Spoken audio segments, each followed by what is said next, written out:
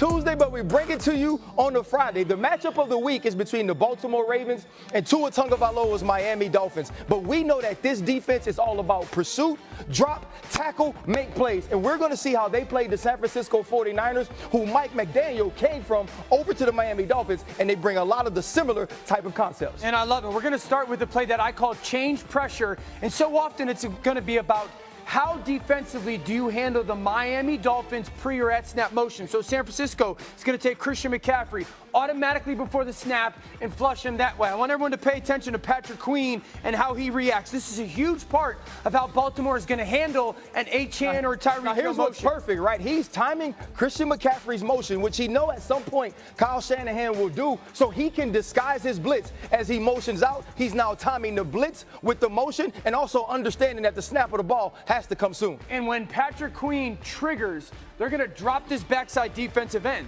So essentially, the San Francisco 49ers, who could be the Miami Dolphins this week, are not accounting for Patrick Queen. He becomes unblocked, yet they still have enough people. And what this is called a fire zone. They're only bringing 5 men, so they get pressure. You're either looking for a one-on-one or to get the line of scrimmage to slide a certain way. So you have a seam dropper here, you have a middle hook player, and Kyle Hamilton at the top is also the top seam dropper. And this is what's so great is that you have all those people still in coverage, and naturally you would kick the ball out to McCaffrey, who's an MVP candidate, again, Devon A-Chan or Tyreek Hill, and Hamilton is sitting right there waiting for it to go. But this is also exactly what you want. There's a triangle on the back end, so now Deebo Samuel is covered by the 3-receiver hook, and if I'm Kyle Hamilton, I know I can use the sideline to make a tackle, or I can force him back into my pursuit. And it's a great job of Kyle Hamilton breaking down in space. I, as an offense, go, wait, you brought pressure, you weren't exposed on the back end, and it forced me to get the ball out of my hands. The next thing is Miami is notorious for a couple things on offense. One is going to be pre or at snap motion.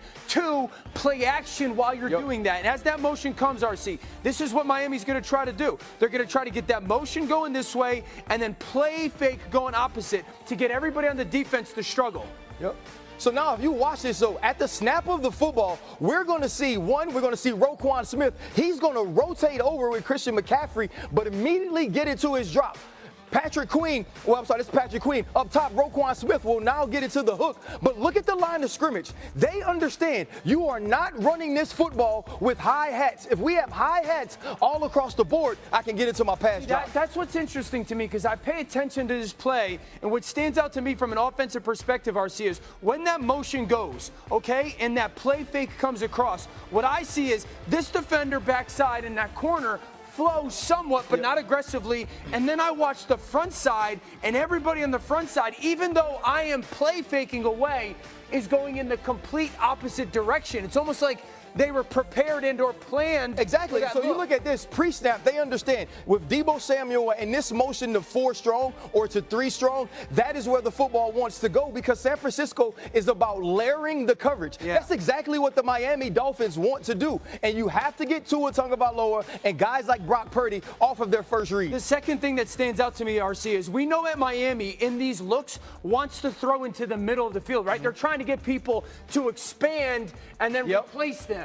The depth that these guys get and the vision that those defenders have is those guys are 18 to 20 yards deep with eyes on the quarterback. And then again, Kyle Hamilton out in space. The only way that we can throw the football or place to throw the football again is to space. And we force them right back into all our pursuit. But if you think about what the Baltimore Ravens were able to do, they were able to get pressure without having to play a ton of too high. If you can do that, and if you can be on the right side of either forcing them back into pursuit or getting them to the sideline, that's exactly what you want to do. You always want the Ravens to be on come the right from the side. black and blue division, though. Now they're a division that is all about brains and speed.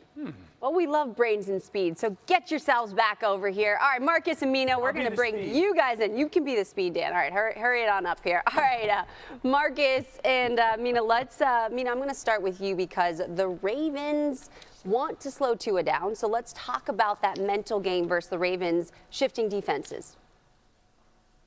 Yeah, it really is all about the quarterback. As you saw there, you see the amount of mental strain it puts on that player. It's an incredibly smart, confusing defense. We've talked about a lot this year, the use of simulated pressures, but it's not without its vulnerabilities because you do have edges dropping into coverage. You have blitzers who leave holes behind. The question is whether or not the quarterback can progress off of his first read or identify those holes as they matriculate. Brock Purdy struggled to do that at times in this game, and I think for Tua, a quarterback who is not often asked to do that because the offense is so successful on its own, this is going to be a challenge, the likes of which he hasn't faced before. I think he is absolutely demonstrated that he has the ability to do so, but it will be uniquely difficult. Absolutely, especially for someone where we haven't necessarily seen a fully healthy Tua. But Marcus, the Ravens need to set edge and tackle. Did a good job versus San Fran, but can they keep it rolling? If they want to, if they can, they need to, because the Miami Dolphins get your edges and it's a problem. And that's actually what they're trying to attack early in games. They want to get Tyreek on edges. They want to throw the ball to the edge and create space. Achane coming back. When you look at the game against the Tennessee Titans early, though, all of the runs were edge runs that they wanted to get because they want to exploit the outside to make you start going east and west. That is Mike McDaniel's plan, is to make your defensive front and your linebackers think that we have to travel the length of the field sideways and then they hit you vertically. That's been who they've been all season long. The other part is this too, coming off of Dan and RC's tape.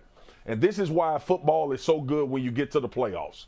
Because the question becomes, who are your people? Yep. Who are you bringing to the party? Yep. And that's what the Baltimore Ravens defense does as well as anybody in the NFL. That's what San Francisco has hung their hats on, is that they have the actual guys. All of those plays you saw that they made in space, when you see guys cover and get down and have the ability to tackle, that's about their ability more so than scheme. Yeah, and you want to always bring the right people to the party. Now, this is going to be quite the party of a matchup between the Dolphins, who have the NFL's top scoring offense, and the Ravens, who lead the league in scoring defense. All right, Mina, it's time for ESPN Bet Parlay Plus. For this, we're going to you on a big matchup in the NFC South between the Bucks and the Saints. If the Bucks win, they clinch the division. So, Mina, over or under 233.5 passing yards for Baker Mayfield? Gonna go over on this one. Really like what I've seen from Baker Mayfield in this offense over the last couple of weeks. Saints play a lot of man coverage. He's been the 7th best quarterback in football against man coverage, especially when he targets Mike Evans, who you're gonna hear about next. He got a nice little bonus too. All right, over under 62.5 receiving yards for Mike Evans. Yeah, I like Mike Evans for the reason I just said in terms of how good he is against man coverage. I was going to say, and how good he is when he's not facing Marshawn Lattimore, who's not going to be playing in this game. So I expect Baker to feed him often, to feed him downfield, and target his number 1 wide receiver, who's having quietly an excellent year. Now, will Alvin Kamara have a touchdown?